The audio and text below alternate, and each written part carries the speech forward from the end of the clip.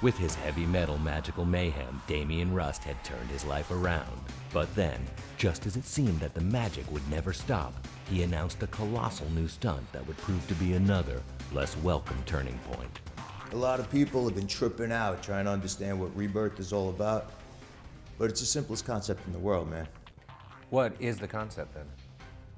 I'm gonna be born again. In a religious sense? Not in a religious sense. Then what? Oh dear God, you don't mean... Exactly. You can't be serious. He was serious. 1 week later, on pay-per-view, Damien Rust would perform the stunt that stunned the world and shortened his career.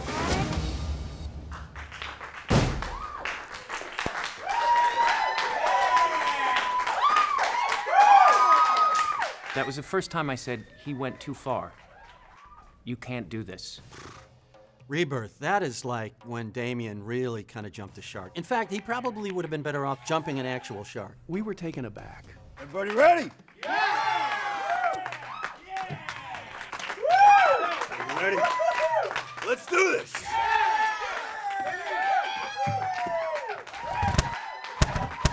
Rebirth was amazing, magnificent, delightful, definitely not at all erotic.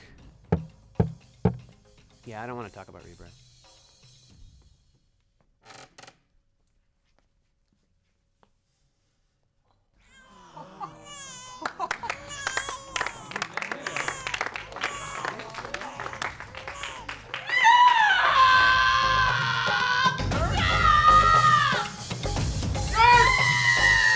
A lot of times when life gets hard, it's good to look at something that's harder, and you look at that woman and you hear the air rent with screams like that, and you say to yourself, hey, you know what?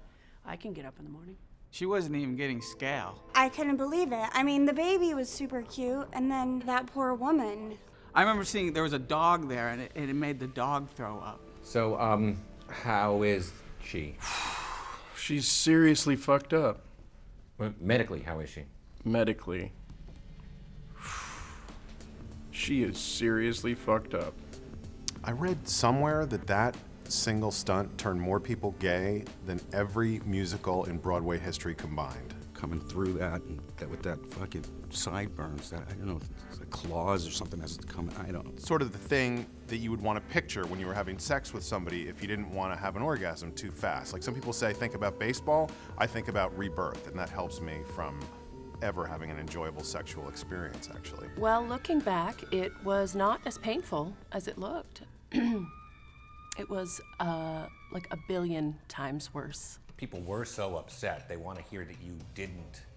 People were upset because they saw Squad Arch. Had I come out of a Ford Taurus, then they would have said it was the most amazing thing they ever saw. Because it was some old lady's vatch, all of a sudden it's in bad taste. I don't know why I did it, but it has given me an idea for another trick I would like to do with Damien. Do you want to hear it? Sure. Okay, first, I would lube up his and then I would take a Honda Accord and I would repeatedly and then it all the way up there. Apologize? Why? No way, man. People can't handle it. That's their problem. And then I would out his What do you think? It doesn't actually sound like a trick. No? Apologize. What? I'm not some trained performer who whips up fantasies for other people's entertainment. You're not? What? Aren't you precisely a trained performer who whips up fantasies for other people's entertainment? Yes, I am. Angry, confused, suffering from as many as 37 separate drug addictions, Damien's career went into a tailspin after Rebirth. His defiant follow-up, Afterbirth, was an even worse failure, cementing the idea in the public mind that the Rust Age was coming to an end. And the end came quickly.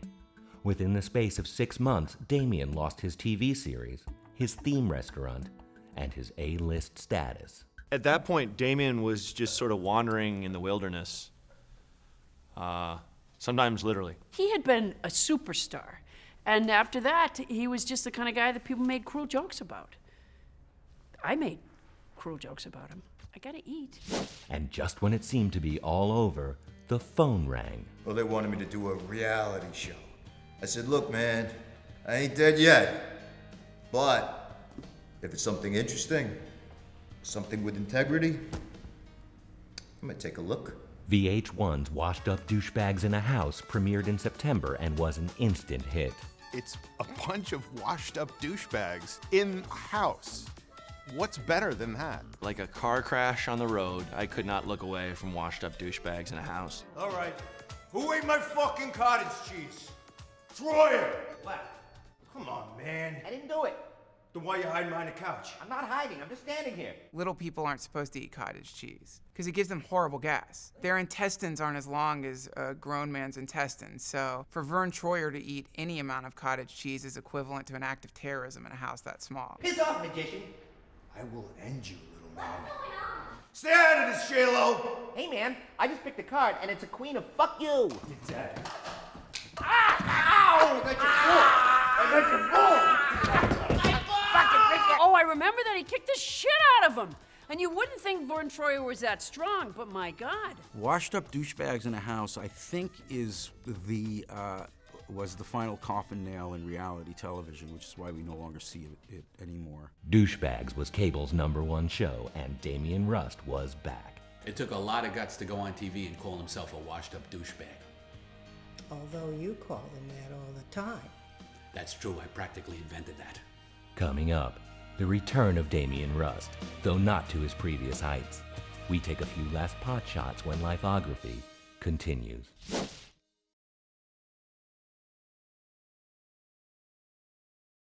From the highs to the lows, Damien Rust has conjured up a worldwide audience, made it disappear, and then made it reappear. I actually saw him recently, and he was great. I mean, the crowd wasn't ready for his kind of magic, because it was a poetry slam, but he was great. Is that your card? Is that your card?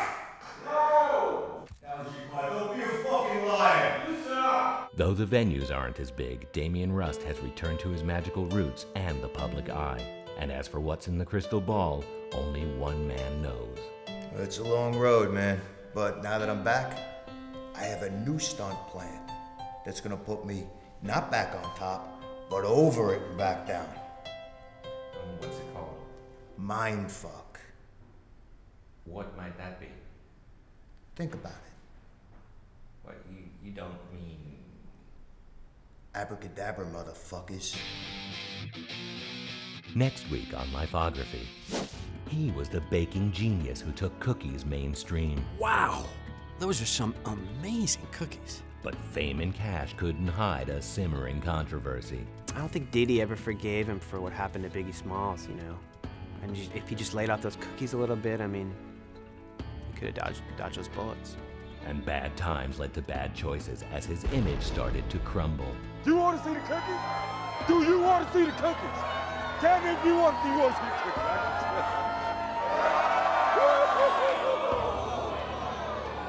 I mean, you know, he could have dropped the cookies. The story of well-known Jerome on the next Lifeography.